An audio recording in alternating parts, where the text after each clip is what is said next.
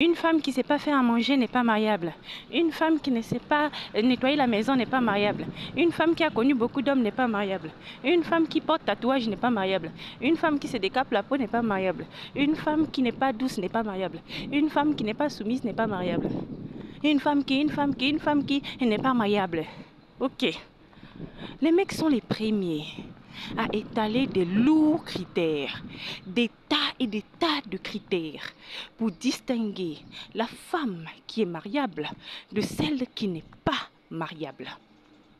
C'est eux les premiers à catégoriser les femmes en fonction, rien que par leur apparence et par leur physique.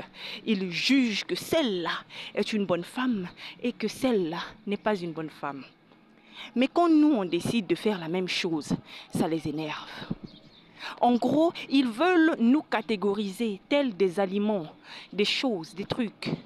Mais ils ne veulent pas que nous ayons la lucidité de comprendre et d'établir des critères pour le choix d'un bon mari. Chez eux, ils ont mis qu'un seul critère, l'argent. L'homme doit avoir l'argent.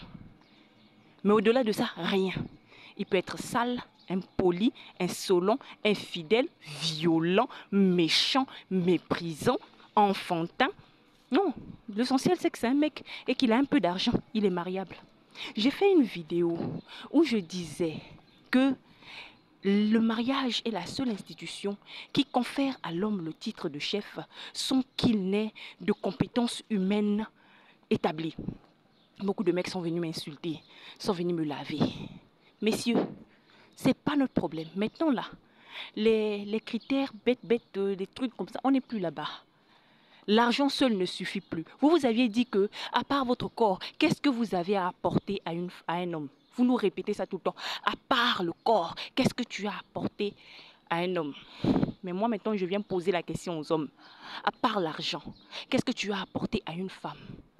Le corps, nous au moins l'argent, on sait gagner l'argent. L'argent là, à part chez garçons, on sait où est-ce qu'on peut trouver ça. Il suffit juste qu'on se donne, qu'on se concentre, on peut trouver l'argent. Mais vous, est-ce que le corps d'une femme, vous pouvez trouver ça ailleurs que dans une femme? Même si c'est une djandjou, même si c'est une bulle, c'est une femme. Donc forcément, vous irez vers une femme pour avoir ce corps-là que vous affectionnez tant. Mais nous, l'argent, on n'est pas obligé de venir vers vous. Hein. On peut gagner l'argent de l'autre côté, d'une autre manière. En travaillant, en bossant, en vendant des choses.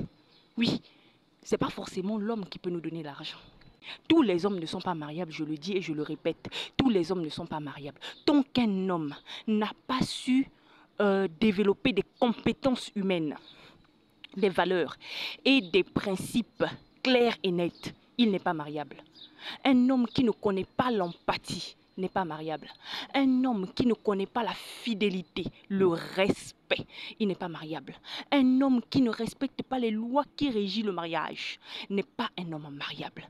Un homme qui ne sait pas ce que c'est qu'un leader, qui ne sait pas montrer l'exemple n'est pas un homme mariable.